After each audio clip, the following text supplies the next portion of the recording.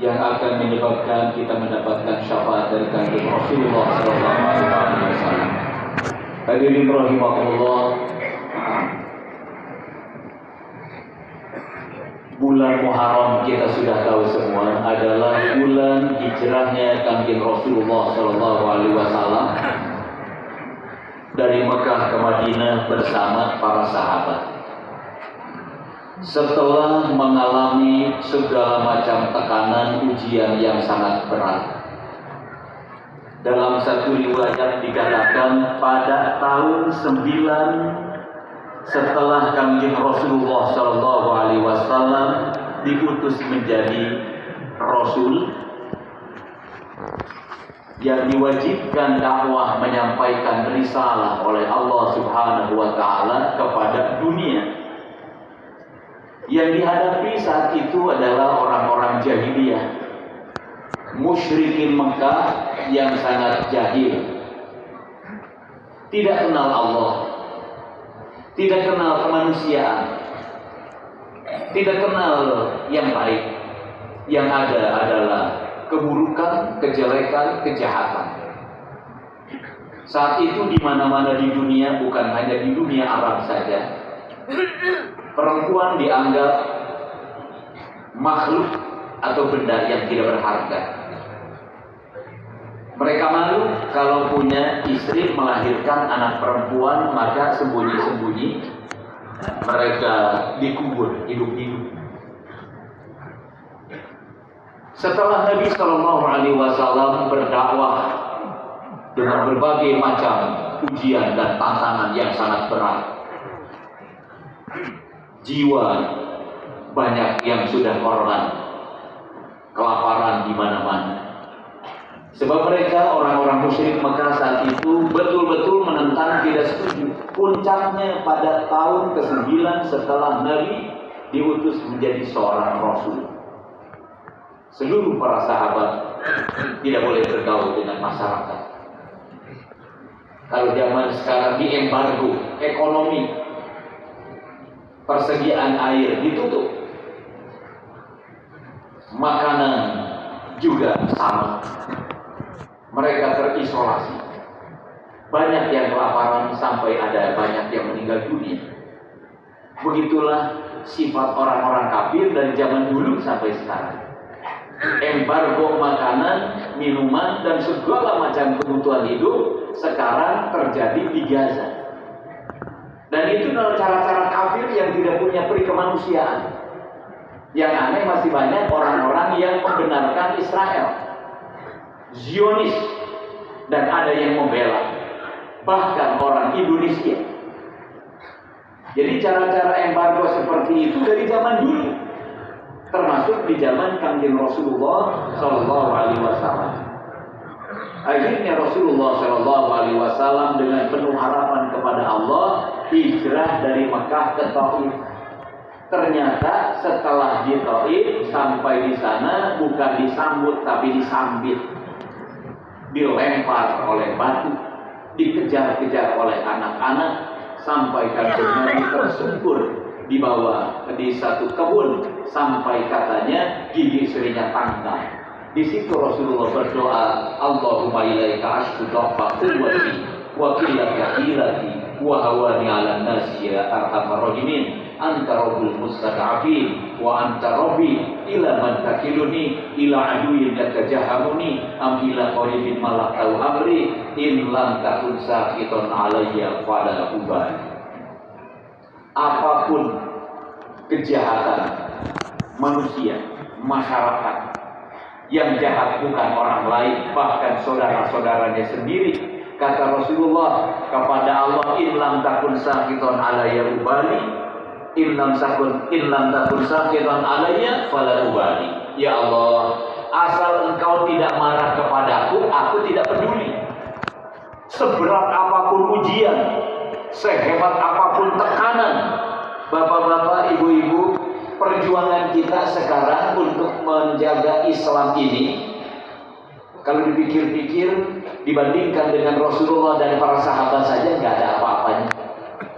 Kita tinggal disuruh hadir ke majelis pengajian, ajak orang, ajak saudara, yang punya bapak ajak bapaknya, ajak yang lain, tetangga dan sebagainya, berkumpul di majelis-majelis taklim untuk mendengarkan apa pesan-pesan kanjeng Rasulullah Shallallahu Alaihi Wasallam. Kita hanya sampai di situ saja. Sedangkan saudara kita di luar, terutama di Gaza sekarang ini, mereka tetap mendapatkan tekanan. 2 hari atau 3 hari yang lalu masih mendapatkan kiriman bom dari Israel, laknatullah alaihi. Allahumma damirhum, Allahumma ahlikhum, Allahumma agrikhum. Ya Allah, binasakan mereka, tenggelamkan mereka, hancurkan mereka. Zionis Israel yang zalim, yang tidak punya peri kemanusiaan. Nah, kanjeng Rasulullah zaman dulu juga sama, sampai Rasulullah mengatakan, ya Allah, in lam takun sakhitan alayya fala ubali. Asal engkau tidak marah kepadaku, apapun yang terjadi aku tidak peduli. Berat Rasulullah berdakwah. Akhirnya kembali ke Mekah, menunggu perintah Allah.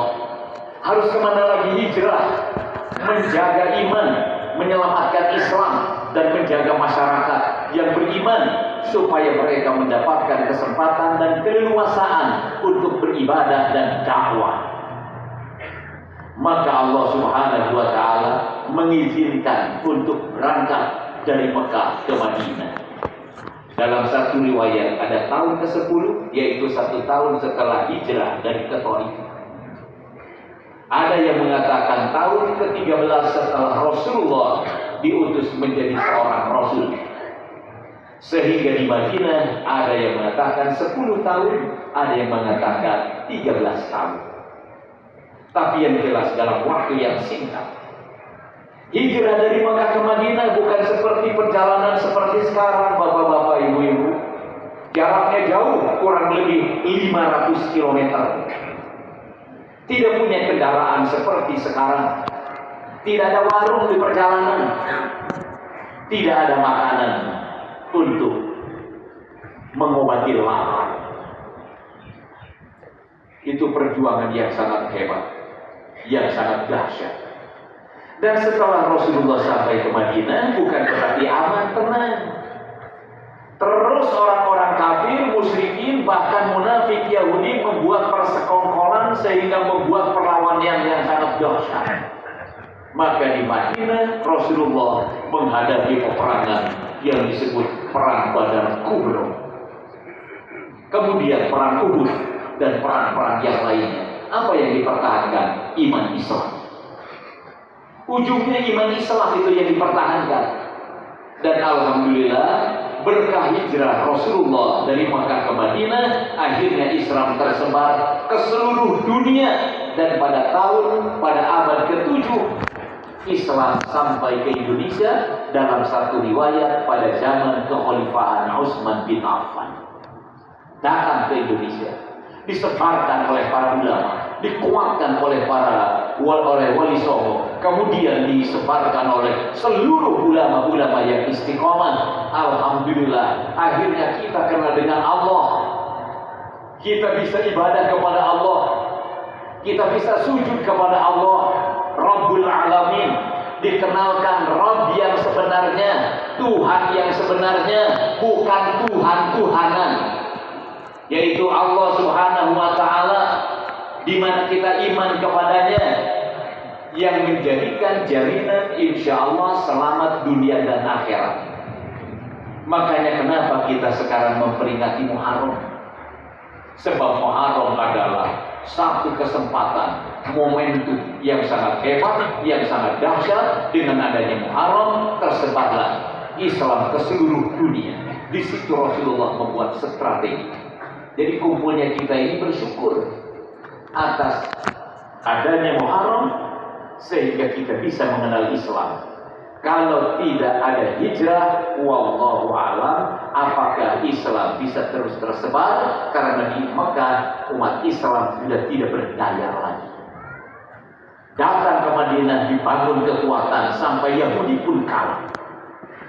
Harusnya Adanya Muharram juga ada agenda bagaimana mengalahkan orang Yahudi, bukan malah mendukung Yahudi. Mudah-mudahan bapak-bapak, ibu-ibu, dengan kita berkumpul di sini peringatan 1 Muharram, kita mengenang bagaimana perjuangan Rasulullah SAW, kaum Muhajirin dan Ansor disatukan. Yang dulu tidak kenal, mereka saling kenal. Yang jauh menjadi dekat, yang biasa menjadi mesra, dan mereka tidak membedakan satu dengan yang lainnya. Ini adalah satu di antara ajaran Rasulullah SAW dengan adanya hijrah dari Mekah ke Madinah. Makanya bapak-bapak, ibu-ibu, mari kita satukan hati kita. Kata Nabi SAW, wala tadabaru wa ulu ibadakan. Dan janganlah kalian saling membelakangi,